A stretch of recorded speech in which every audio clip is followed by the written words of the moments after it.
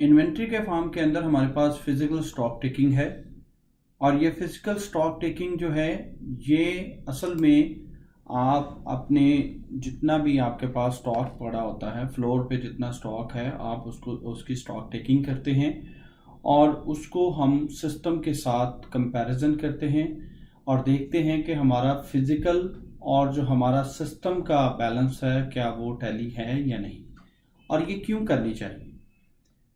Physical stock taking इसलिए की जाती है ताकि आप अपने बिजनेस को कभी भी आपके जितना भी स्टॉक पड़ा हुआ है उसे टैली कर सकें, उसका ऑडिट कर सकें और देख सकें कि कितनी जो क्वांटिटी है वो कम है और किस प्रोडक्ट की क्वांटिटी कम है, किसकी ज़्यादा है।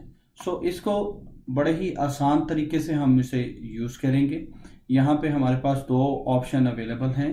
या तो आप सेलेक्ट बाय स्कैन करेंगे जिसमें आप स्कैनर की मदद से इसे स्कैन करते प्रोडक्ट को स्कैन करते चले जाएंगे और प्रोडक्ट स्कैन करने के साथ साथ आप उसका यूनिट रेट, अनसेलेबल यानी कि डैमेज अगर कोई किसी भी वजह से पड़ा हुआ है, सेलेबल क्वांटिटी सिस्टम में डालेंगे और सेव पे क्लिक करेंगे।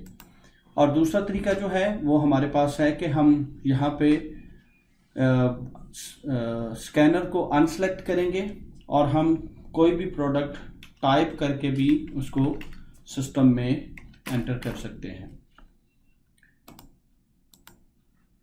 जैसे आप सिस्टम में इस प्रोडक्ट को सिलेक्ट करेंगे, इसका जो भी रेट है वो सिस्टम में डालेंगे, उसकी यानी कि आप डैमेज क्वांटिटी और सेलेबल क्वांटिटी सिस्टम में डाल के सेव पे क्लिक करेंगे और जैसे ही आप सेव पे क्लिक करते जाएंगे आपका डाटा बैकएंड पे सेव होता चला जाएगा और इससे रिलेटेड जो रिपोर्ट है फिजिकल स्टॉक टेकिंग रिपोर्ट, इसके ज़रिए से आप इस डाटे को देख सकते हैं।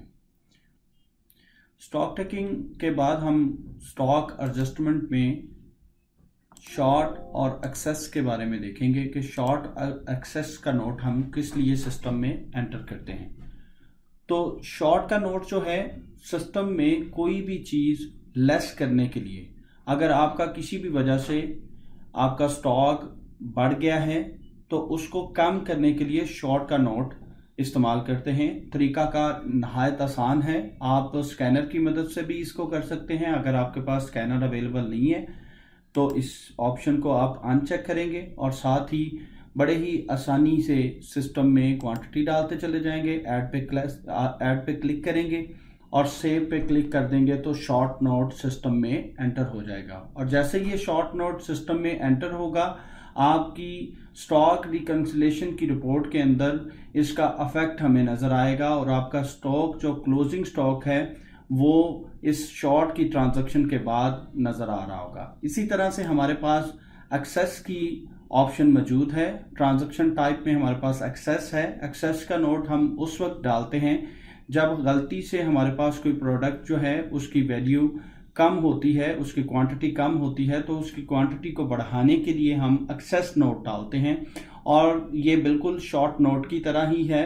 इसमें सारी वर्किंग शॉर्ट नोट की तरह ही होगी कि आप यहाँ से प्रोडक्ट एंटर करेंगे और प्रोडक्ट में क्वांटिटी डालेंगे कि कितनी क्वांटिटी आपने लेस करनी है। ऐड के बटन पे क्लिक करेंगे, ऐड होते चले जाएंगी और सेव पे क्लिक करेंगे तो सारी प्रोडक्ट जो हैं, जिन प्रोडक्ट का आपने जो स्टॉक है वो एक्सेस करना है वो सिस्टम में सेव हो जाएंगी। और अगेन आप स्टॉक रिकंसिलेशन रिपोर्ट के ज़रिए से इसके स्टॉक के इफेक्ट्स को चेक कर सकते हैं।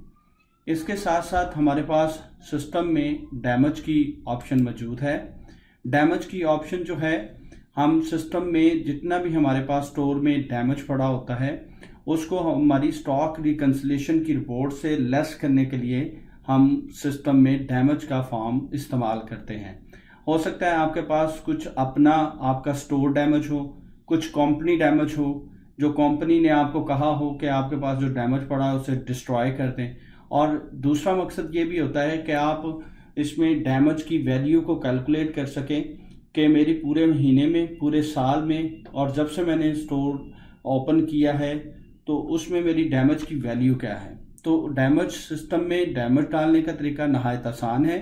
आप यहाँ पे डीसी नंबर अपना कोई भी जो इंटरनल नंबर होगा वो सिस्टम में डालेंगे, बिल्टी नंबर डालेंगे और अगेन आप स्कैनर की मदद से, या फिर आप प्रोडक्ट को वैसे सिलेक्ट करके क्वांटिटी डालते हैं, कॉस्ट प्राइस, सेल प्राइस और एटम को ऐड कर देते हैं।